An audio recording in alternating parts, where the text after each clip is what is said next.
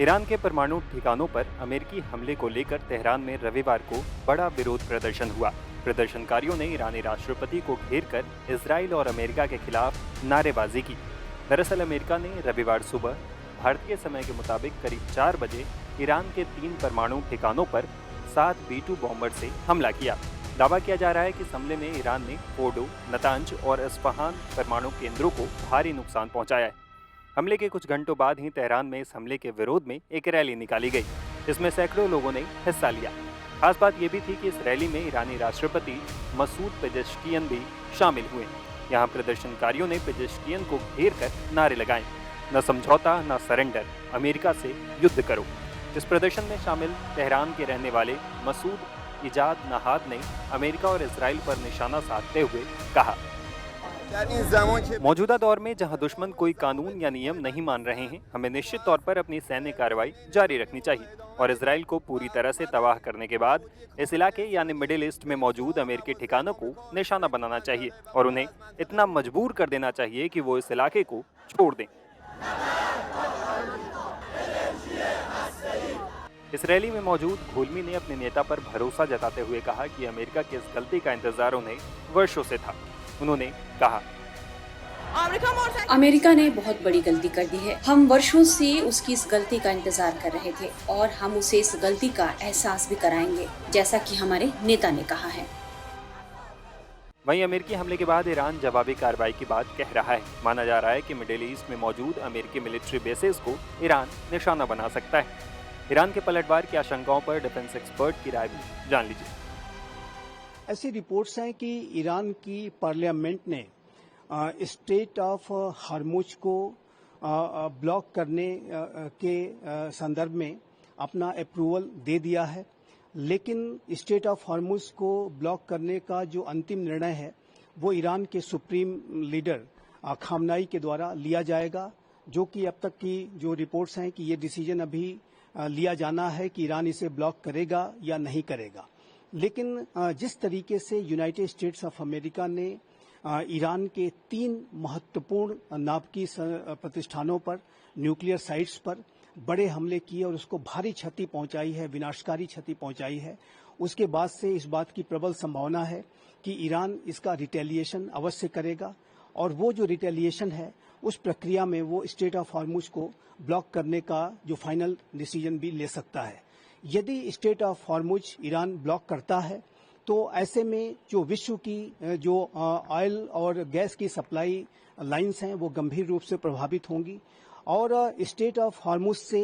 विश्व भर की लगभग 1/4 जो ऑयल का जो ट्रेड है वो वहां से होता है और इससे निसंदेह जो एनर्जी सप्लाई चेन्स पर एक बड़ा डिसरप्शन आएगा और इससे अनेक राष्ट्र प्रभावित होंगे। और जो मिडिल ईस्ट रीजन के जो अनेक राष्ट्र, सऊदी अरबिया, ईरान स्वयं,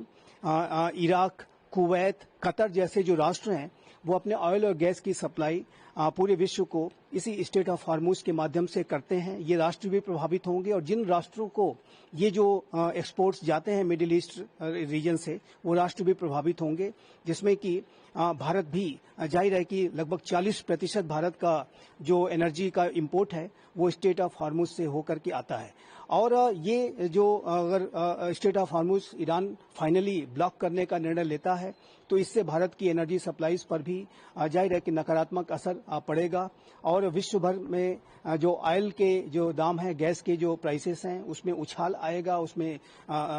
तेजी आएगी और इसका जो असर है वो मुद्रास्फीति के ऊपर पड़ेगा। हालांकि जहां तक भारत के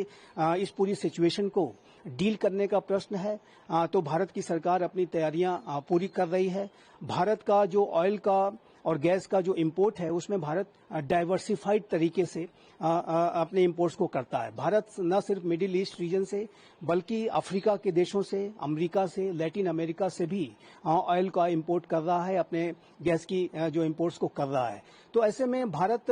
के लिए यदि जो supply routes strait of Hormuz के ब्लॉक होने की दिशा में बाधित हो जाते हैं तो भारत अन्य राष्ट्रों से, रशिया से, अमेरिका से, लैटिन अमेरिका से, अफ्रीका के राष्ट्रों से अपनी जो एनर्जी सप्लाईज को और अधिक रैंप अप कर सकता है, उसे बढ़ा सकता है और इस तरीके से भारत अपनी एनर्जी सिक्योरिटी को इंटैक्ट रखेगा। ये बात बिल्कुल स्पष्ट है। भारत के ऊपर इसका बहुत ज्यादा असर नहीं पड़ेगा, लेकिन इसका जो सबसे ज्यादा खामियाजा चाइना को भुगतना पड़ सकता है, क्योंकि चाइना ईरान के जो ऑयल के ऊपर बड़ी मात्रा में निर्भर करता है और भारत ईरान से जो ऑयल का इंपोर्ट करता है उसकी जो मात्रा है वो अन्य मिडिल ईस्ट रीजन के राष्ट्रों की तुलना में काफी कम है, लेकिन इसका जाहिर है कि चाइना के ऊपर सबसे अधिक असर पड़ेगा। जैसा कि मैंने कहा, जहां तक भारत की बात है, भारत का जो डाइवर्सिफाइड एनर्जी इंपोर्ट्स को करने की पॉलिसी है उसकी वजह से भारत इस पूरे ब्लॉकेज से बहुत ज्यादा प्रभावित नहीं होगा, लेकिन कुछ अवश्य असर भारत के ऊपर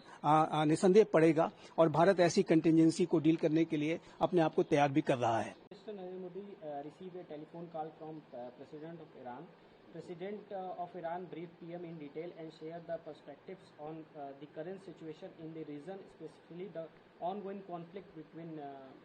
Iran and Israel. जी, ऐसी रिपोर्ट्स हैं कि ईरान के राष्ट्रपति पेजेश्कियान ने भारत के प्रधानमंत्री श्री नरेंद्र मोदी से टेलीफोन से वार्ता की है और ये जो कॉल ईरान के राष्ट्रपति ने भारत के प्रधानमंत्री से जब की तो उन्होंने पूरे ईरान में वर्तमान समय की जो स्थितियों से भारतीय प्रधानमंत्री को अवगत कराया और इन पूरी सिचुएशन पे अपने विचार को व्यक्त करते हुए भारत के प्रधानमंत्री श्री नरेंद्र मोदी ने इस बात की सलाह दी कि ऐसी जो एक सिचुएशन, जो युद्ध की स्थिति है, उसमें डी एस्केलेशन की नितांत आवश्यकता है और एक रिस्ट्रेंट को बरतने की आवश्यकता है, संवाद को स्थापित करने की आवश्यकता है और एक रूल्स बेस्ड ऑर्डर को बना करके रखने की आवश्यकता है। और इस पूरी जो ईरान और इजराइल के बीच में और अमेरिका भी अब उसमें युद्ध में शामिल हो गया है, तो इस पूरी सिचुएशन में जाहिर है कि भारत अपनी एक सकारात्मक भूमिका बैक चैनल के माध्यम से निसंदेह निभा रहा है और भारत के प्रधानमंत्री श्री नरेंद्र मोदी, जो कि वर्तमान अंतर्राष्ट्रीय समुदाय में एक विश्व नेता की छवि रखते हैं, उनकी बातों को बड़ी ही गंभीरता के साथ अंतर्राष्ट्रीय समुदाय लेता है। उन्होंने जाहिर है कि जो सलाह दी है उसे ईरान ने अवश्य गंभीरता के साथ लिया होगा और भारत के प्रधानमंत्री श्री नरेंद्र मोदी के जो वर्ड्स ऑफ विजडम हैं, जो कि उन्होंने फिर से साइप्रस में दोहराया कि ये जो युग है ये युद्ध का युग नहीं है, इसी बात को और इसी अपने विजन के आधार पर उन्होंने ईरान को और इजराइल को और अमेरिका को भी जाहिर है कि इस तरीके की स्थितियों में एक रिस्ट्रेंट को बरतने की सलाह दी और ये जो पूरी जो मिडिल ईस्ट रीजन की जो स्थितियां हैं वो भारत के लिए भी चिंता का कारण है। तो भारत इस पूरे युद्ध का जो में डी एस्केलेशन देखना चाहता है। इस युद्ध का जो समाधान भारत ने ये सलाह दी है कि संवाद के माध्यम से ही हो सकता है और आज के समय में इस बात की नितांत आवश्यकता है कि विश्व के ऐसे जो नेता जिनकी की आवाज विश्व में एक बड़ी गंभीरता के साथ सुनी जाती है, सकारात्मकता के साथ सुनी जाती है, ऐसे लीडर और ऐसे राष्ट्र जो कि वॉइस ऑफ विजडम और वॉइस ऑफ होप हैं, उनको प्रोएक्टिव तरीके से आगे आकर के अपना जो योगदान है वो विश्व की शांति के लिए करना चाहिए, जो कि हमारे भारत के प्रधानमंत्री श्री नरेंद्र मोदी ने समय समय पर किया है। रशिया यूक्रेन युद्ध के संदर्भ में भी मध्यस्थता तो इसे नहीं कही जा सकती, लेकिन बैक चैनल के माध्यम से उन्होंने यूक्रेन की भी यात्रा की थी, रशिया की भी यात्रा की थी, यूनाइटेड स्टेट्स ऑफ अमेरिका के साथ भी एंगेज कर रहे थे और अभी अब मिडिल ईस्ट रीजन में ये युद्ध शुरू हुआ है तो भारत के प्रधानमंत्री ने अपनी एक सलाहकारी भूमिका निसंदेह अदा की है और आने वाले समय में बैक चैनल के माध्यम से भारत इस युद्ध के डी एस्केलेशन को कराने में जो अपना बेस्ट एफर्ट है वो निसंदेह करेगा, ये स्पष्ट रूप से दिखाई देता है। भारत की भूमिका अंतर्राष्ट्रीय मामलों में लगातार बढ़ रही है और ईरान के राष्ट्रपति का भारत के प्रधानमंत्री से फोन से बात करना इस बात का स्पष्ट रूप से प्रमाण है